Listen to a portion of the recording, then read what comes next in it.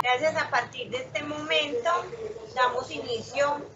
a esta audiencia disciplinaria hoy 27 de abril del año 2021, siendo las 10:02,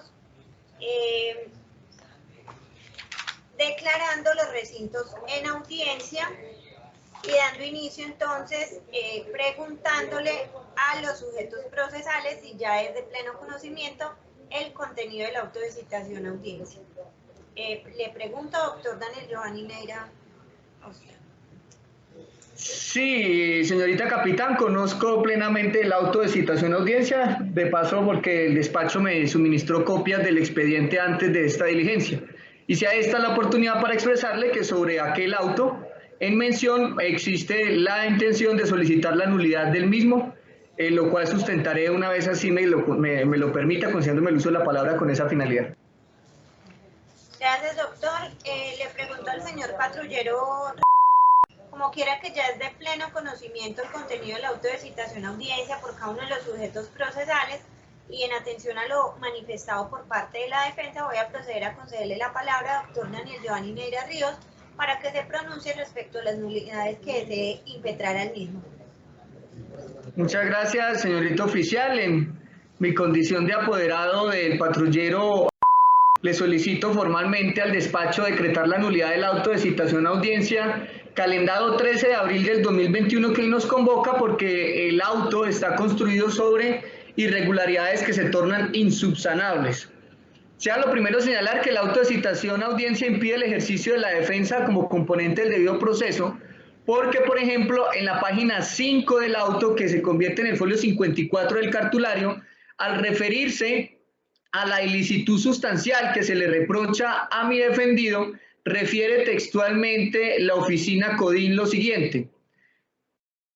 abro comillas, cuando se está comprometido a cumplir con las actividades que sean asignadas, particularmente luego de cumplir con una excusa total del servicio, como al parecer ocurrió, configurándose de esta manera la posible ilicitud sustancial, cierro comillas. Es decir, que palabras más, palabras menos, la señorita juez disciplinaria de la METIP afirma que la ilicitud sustancial de la que tengo que defender a mi cliente se configura porque el investigado terminó una excusa total del servicio y finalizada esa excusa total no habría cumplido con actividades del servicio. Lo curioso es que en este proceso disciplinario no existe ninguna excusa del servicio, ni parcial, ni mucho menos total, como lo afirma el auto. Pues se supone que acusan a mi cliente de salir con el radio del comando cuando estaba trabajando en sala CIEPS y no veo que tenga que ver eso con una excusa médica para que se le reproche la ilicitud sustancial con base en una excusa total. La única explicación que encuentro frente a esta irregularidad sería que se habría tratado presuntamente de un copia y pegue de otro proceso disciplinario, escenario pues que sería gravísimo porque en este proceso se pasó de una preliminar del año 2018 a una citación a audiencia en el año 2021, por lo que hubo tiempo más que suficiente para que al menos se diera lectura al documento antes de firmarlo y antes de notificarlo, pues con este documento se le está imputando cargo al patrullero con una situación fáctica que le sería ajena, es decir, que sería producto de otro caso, lo que afecta entonces el debido proceso en tanto que el patrullero tiene derecho a que frente a su conducta en particular se realice un análisis serio y no la emisión de un auto con mezclas censurables de otros expedientes. La página 18 del auto señala que fue elaborado por el subintendente Cristian Vázquez Bejarano, pero que además el documento fue revisado por la señorita capitán María Teresa Jaramillo Restrepo, quien no solo firma el auto, sino que además firma al lado de la anotación de revisó, lo que significa que dio lectura a ese auto y que aun cuando ve esa novedad decide suscribirlo. Por lo tanto, esa falta de un verdadero análisis del caso, mezclándolo con otro, además desconocido, configura la causal 3 del artículo 143 de la ley 734 del 2002. La segunda novedad, y que es en realidad la más grave, es que el auto de cargos se construyó a espaldas del investigado, lo que impidió por completo el ejercicio del constitucional y sagrado derecho a la defensa.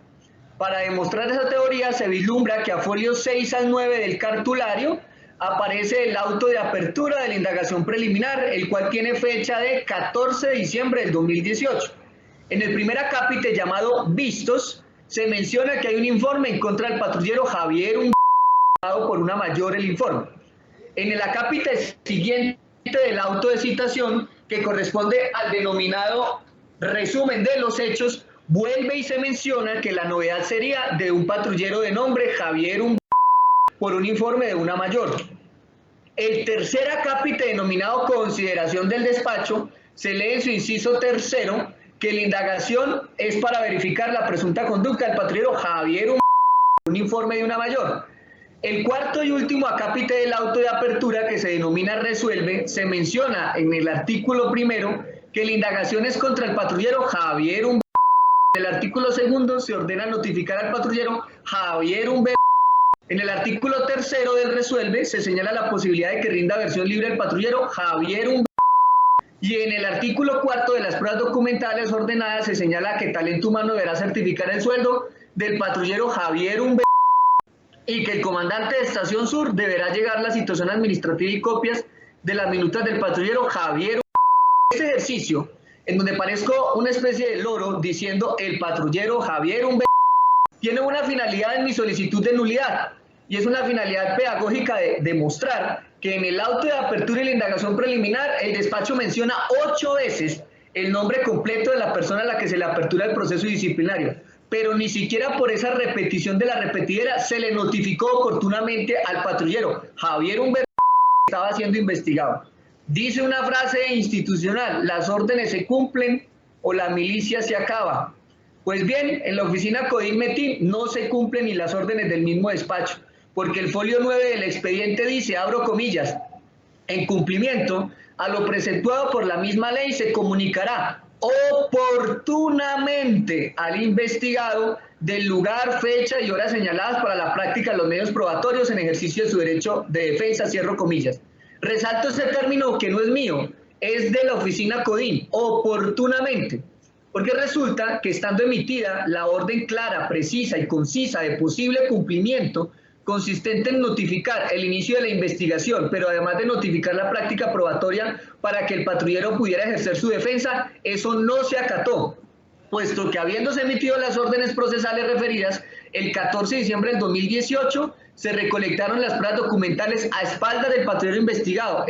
y además las dos únicas pruebas testimoniales de este proceso también a espaldas del investigado, como son la declaración del intendente Hernando Durán Trilleras, la cual se practicó el 4 de junio del 2019 a las 17 horas, como puede verse a folios 42 y 43, y la declaración de la mayor Ebel Cibet Guerrero Espitia el 5 de junio del 2019 a las 08:00 horas, como puede verse a folio 44 y 45. Es decir, que entre la apertura de la indagación y la práctica testimonial transcurrieron un total de más de 5 meses y medio, tiempo suficiente para haber notificado al investigado de la indagación, pero sin embargo ello no ocurrió. Y por lo tanto, el patrullero Javier nunca tuvo la oportunidad de interrogar a esos dos únicos testigos que ahora se usan para imputar una falta gravísima que lo deja con un pie por fuera de la Policía Nacional. ¿Cuándo fue notificado el patrullero entonces? La respuesta la da el folio 49 del expediente. Ello aconteció exactamente el 18 de junio del 2019, es decir, medio año después de la apertura de la indagación, lo que significa que lo notificaron 4 días después de vencidos los 6 meses que tenía como máximo el despacho para adelantar la indagación preliminar. Como si fuera poco, aun cuando el patrullero Javier hipotéticamente hubiera sido notificado oportunamente, tampoco habría podido controvertir las pruebas, al menos no la que se supone que es la más importante de todas, que sería la declaración de la señora mayor que le pasó el informe, puesto que se aprecia que ella rinde su testimonio el 5 de junio del 2019, pero nunca se supo, y es la hora que no se sabe, cómo llegó la oficial superior a declarar. Es decir, la declaración de la mayor está a folio 44, y resulta que si se revisan los 43 folios anteriores, no aparece por ninguna parte que haya sido citada, por lo que nadie podía darse cuenta entonces de cuándo se iba a tomar esa diligencia. Tendría que ser brujo el patrullero investigado para poder saber cuándo iba la mayor a declarar, porque no obra un documento, constancia, correo electrónico o similares que diga, señora mayor, deberá usted hacer presencia en este despacho el día 5 de junio a las 8 de la mañana, para que alguien de esa manera pudiera enterarse de la realización de la práctica de ese testimonio ella apareció como por arte de magia en el despacho sin que nadie supiera ni la fecha ni hora en que haría presencia. No ocurre lo mismo con el intendente Durán Trilleras, a quien, si se ve el expediente, se encuentra como a folio 34, hay hasta un acta de notificación personal para obligarlo a asistir a una fecha y hora debidamente definida. De hecho, se lee textualmente en la parte inferior del acta, abro comillas, la importancia de este documento es indispensable para los efectos jurídicos frente a la ley 1015 de febrero del 2006, cierro comillas. Porque a la mayor entonces no se le hizo nunca el acta, que sí se le hace al sargento? Surge el interrogante de cómo la citaron, fue por correo electrónico, fue por teléfono, fue con un poligrama, fue por WhatsApp, por Facebook. ¿Por qué no se dejó constancia de ello en el cartulario? ¿O es que por ser oficial superior con ella no aplica eso de las citaciones y simplemente se le recepciona la declaración el día que ella quiera pasar por el despacho a rendirla? Esos son los grandes interrogantes que robustecen la petición de nulidad, porque es una clara irregularidad que afecta al debido proceso, no solo por no estar notificado, sino porque las diligencias se hacen sin que nadie sepa cuándo va a declarar el testigo. Aunque más raro aún es que la mayor diga en un documento público, como lo es el informe que presentó el 2 de diciembre, abro comillas, al entrevistarme con el patrullero, no argumentó el motivo por el cual se encontraba por fuera de las instalaciones, cierro comillas. Sin embargo, cuando se le escucha en testimonio bajo grave juramento, dice que el patrullero le manifestó haber tenido un percance con la hermana, por lo cual había salido de las instalaciones, como lo transcribe el despacho a folio 12 del auto de citación a audiencia. Entonces, ¿al fin qué? No argumentó el motivo y por lo tanto la mayor incurre en el delito de falso testimonio en su declaración al cambiar por completo la postura, su versión. ¿O es que el patrullero sí le argumentó un problema familiar con su hermana y entonces lo que estaría presentándose es una falsedad ideológica en documento público al tergiversar lo ocurrido en el informe que presentó? Preguntas que surgen porque una cosa no puede ser y no ser al mismo tiempo. Esos interrogantes se utilizan para revelar la trascendencia de la novedad que vicia este proceso, porque se le cercenó al patrullero la posibilidad de interrogar a la mayor sobre esos aspectos de contradicción. Y ahora con esa prueba así recolectada de la violación del derecho a la defensa y con esas contradicciones tan abismales, se le cita a audiencia en un proceso donde no solo hay descoordinación de las manifestaciones del oficial hasta en las horas, sino de todo, de radicados, de grados, de todo, porque se mire por donde se mire el caso, no hay congruencia, ni siquiera en la foliatura, que sería lo más fácil. Para sustentar esta afirmación de irregularidades, vemos cómo a folio 49 aparece la tardía notificación del patrullero bajo la radicación PMTIP 2018-84.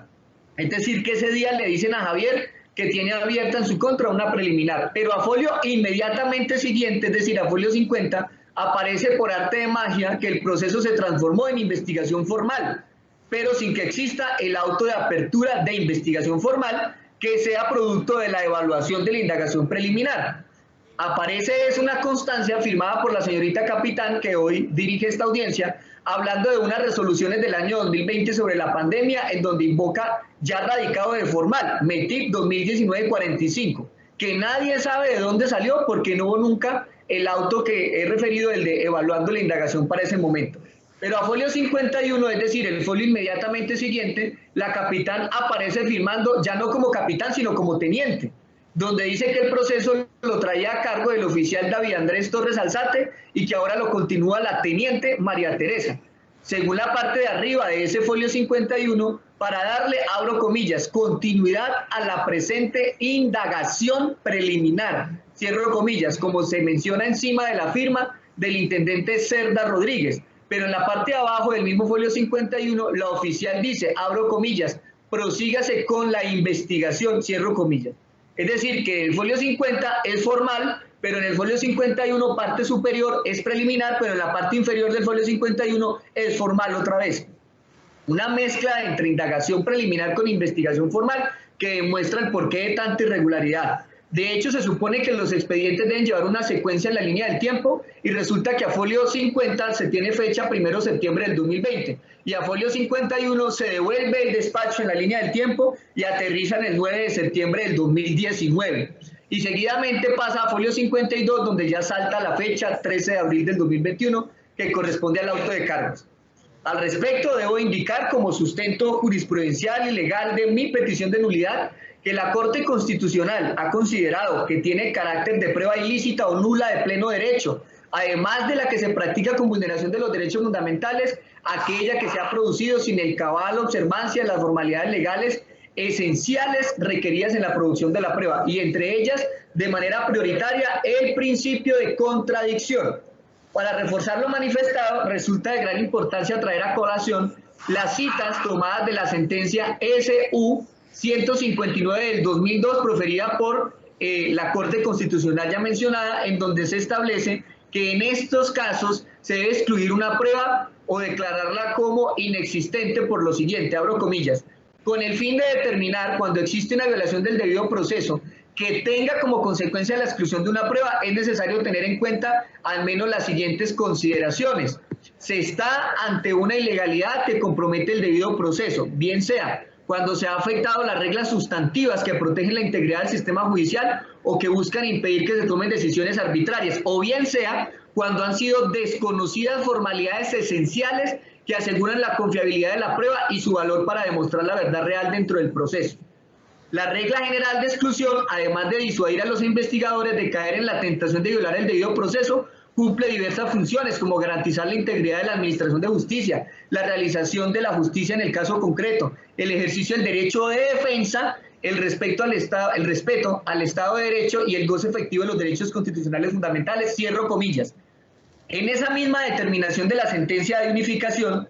se añade, abro comillas, si bien la carta señala que dicha prueba es nula de pleno derecho, de los antecedentes de la Asamblea Constituyente y de la finalidad de la norma constitucional se infiere que los derechos y principios constitucionales son efectivamente garantizados cuando hay una decisión explícita de exclusión que ofrezca certeza sobre las pruebas que no podrán usarse en el proceso y que no pueden ser fundamentos ni de la acusación ni de la sentencia. La exclusión de la prueba viciada exige que ésta no forme parte de la convicción de tal manera que el funcionario no puede considerarla, cierro comillas.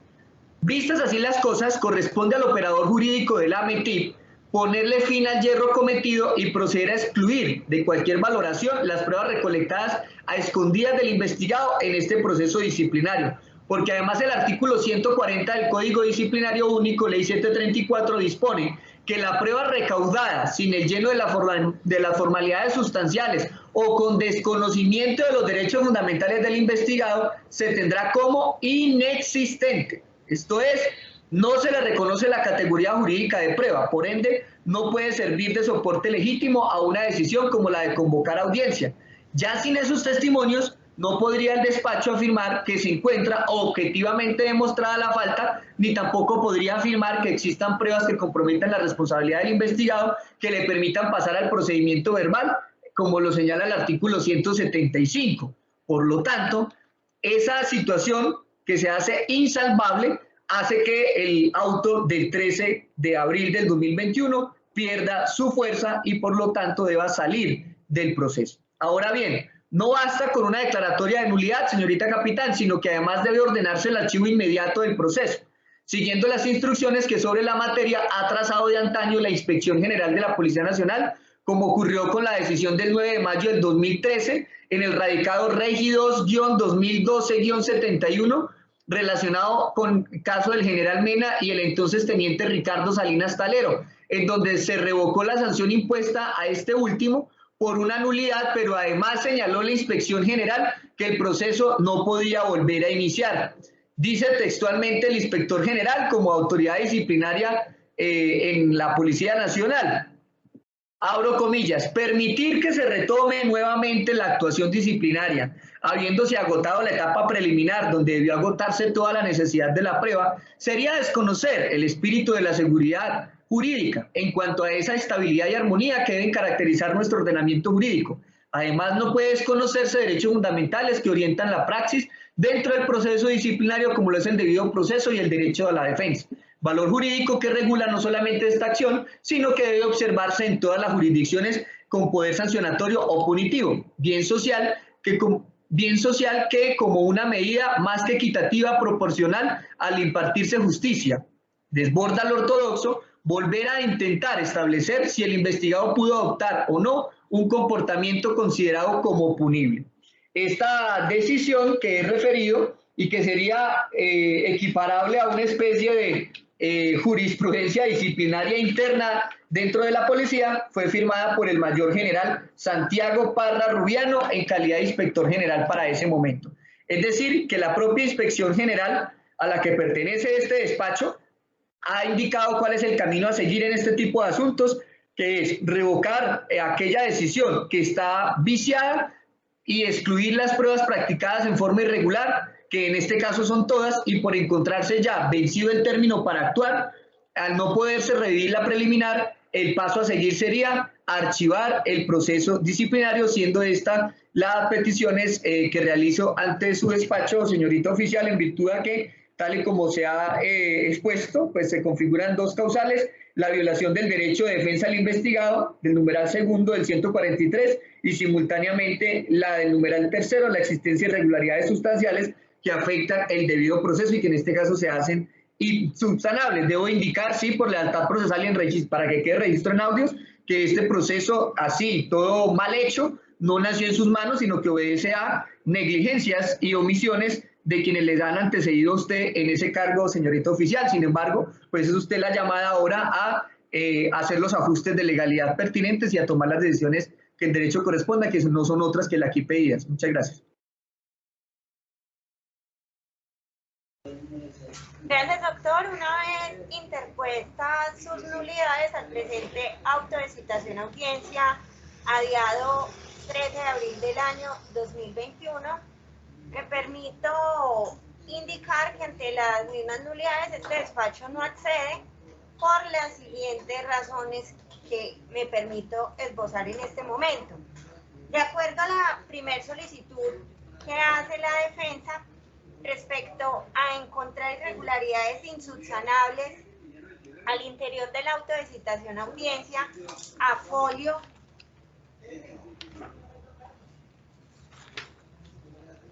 5 del auto de citación a audiencia, donde habla particularmente que el funcionario, el investigado, se encontraba con excusa total del servicio y da cuenta de que esta es una irregularidad insubsanable. Sea lo primero indicarle a la defensa que el despacho no comparte esta tesis, en atención que, como es bien sabido por los sujetos procesales, en todo el trasegar de este auto de citación a audiencia, desde el primer folio hasta el folio 18, que es la parte final del mismo, en todo este contenido del auto de citación a audiencia, tenemos referenciados los aspectos importantes de identificación. Uno, del investigado, identificación del autor de la falta, Javier Humberto. Asimismo, en el acápite de normas presuntamente violadas y concepto de violación, se le hace se le esboza puntualmente a los sujetos procesales cuál es el cargo, de acuerdo al artículo 34, faltas gravísimas, numeral 27, ausentarse del lugar de facción donde preste su servicio sin permiso. Y ahí se hace un derrotero de cada una de las circunstancias de tiempo y modo y lugar en la que ocurrieron o pudieron haber ocurrido estos hechos. De igual forma, es dable indicar a los sujetos procesales que se hace una medida demasiado innecesaria, extrema, aprobar o aceptar esta nulidad frente al presente auto por esta irregularidad que para el despacho, como lo digo, no lo comparte, por no considerarlo una irregularidad insubsanable, ya que esto obedece a dos renglones, por cuanto fue un error humano, un error de forma que puede subsanarse en este mismo momento, con lo que ya les acabo de decir, donde básicamente en todo el auto de citación a audiencia se esboza y se explica claramente quién es el autor y cuál es el cargo formulado por parte del despacho. Frente a esta negativa de nulidad, procede el recurso de reposición si así lo consideran pertinente. Interpongo recurso de reposición como el único posible, señorita oficial.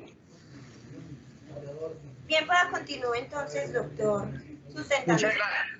Muchas gracias. Ha dicho la señorita oficial, que se trató de un error humano y que ese error humano no afecta el auto de citación a audiencia. Pues no comparte este defensor este argumento porque no puede descargarse sobre los hombros del abogado defensor cuáles acápites o cuáles fragmentos del auto de citación a audiencia son los correctos y cuáles los incorrectos. ¿Cuál de esos acápites de ese auto son los que realmente corresponden a este caso y cuáles no? Considero que ese tipo de situaciones no pueden ser algo que tenga que entrar a deducir el profesional del derecho, sino que el auto debe ser lo suficientemente claro. Y esa claridad no la da, como lo dice la señorita oficial, el cargo endilgado, porque antes el argumento que se usa para no decretar la nulidad genera más nulidad. Y vemos que nos ha invocado dentro de la decisión la señorita capitán, que es que hay un cargo que se llama ausentarse del lugar de facción o sitio donde preste su servicio sin permiso o causa justificada. Y olvida el despacho que cuando hay una O significa que es una disyuntiva, por lo tanto, o es lo uno o es lo otro. Es decir, como cuando se va a consumir una bebida y le ofrecen a la persona, ¿va a tomar agua o va a tomar tinto? ¿Esto qué significa? Que escoge el agua o escoge el tinto. Si se pudieran las dos, diría va a tomar agua y tinto. Esto pues para un ejemplo muy pedagógico. De allí que entonces, si el argumento va a ser que hay una falta que se llama ausentarse en lugar de facción, esa sería la imputación. O, dice allí la norma, sitio donde preste su servicio. Entonces, hay dos opciones, hay dos alternativas creadas por el legislador. O me ausento del lugar de facción o me ausento del sitio donde presto el servicio sin permiso. Son dos cosas absolutamente diferentes. Y en este caso, ¿qué hizo el despacho? Las unió. Entonces le apunta que se ausentó del lugar de facción, pero que adicionalmente se ausentó del lugar donde debía prestar el servicio sin permiso. Dos aspectos en mezcla que hacen ambiguo el cargo, que lo hacen confuso y que por lo tanto ese argumento de unir aquello que está separado por una disyuntiva hace que en vez de resolverse la nulidad se genere aún más nulidad porque el cargo, está mal formulado porque es una mezcla que no debió hacerse. ¿Qué debe haber hecho el despacho? O le imputa ausentarse del lugar de facción o le imputa ausentarse del sitio donde debe prestar el servicio sin permiso, que son dos cosas muy diferentes, lugar de facción a sitio de prestación del servicio. En tanto que, por ejemplo, una cosa es ser centinela y otra cosa es abandonar el cuadrante, por ejemplo. Entonces, por eso el legislador, previendo que una cosa es sitio y otra cosa lugar de facción, es que utilizó esa disyuntiva. Por lo tanto, ese argumento hace que le ruegue al despacho que reponga su auto para que no solo elimine aquellos señalamientos que son traídos de otro proceso, errores humanos que no pueden creerse después de 2 o 3 años armando el auto, pero que adicionalmente permitiría corregir esa situación de ambigüedad del cargo. Adicionalmente, pongo de presente que... Gracias, doctor. Una vez interpuesto su recurso de reposición, el despacho concede un receso de 15 minutos con el fin de analizar detalladamente su recurso y proceder a pronunciarse. Reanudamos audiencia disciplinaria radicado bajo el número SIGUR METIP 2019-45, siendo las 11 horas del 27 de abril del año 2021. En atención al recurso de reposición instaurado por parte de la defensa, este despacho se pronuncia indicando lo siguiente. Habló de dos puntos fundamentales el doctor Neira. Respecto el primero, hago alusión al cargo endilgado por parte de este despacho en lo concerniente al artículo 34, faltas gravísimas de la ley 1015 de 2006, numeral 27, ausentarse del lugar de facción donde preste su servicio sin permiso. Frente a esta primera situación y en aras de garantizar cada una de las etapas procesales al interior de esta investigación disciplinaria y como quiera que esbozan los sujetos procesales que hay una confusión respecto al cargo endilgado por parte de este despacho, el despacho accede en buena forma a decretarse la nulidad del auto de citación a audiencia, por cuanto no hay claridad frente a los presupuestos del cargo formulado. Desde el curso 90 de los oficiales, donde aprendió con casos reales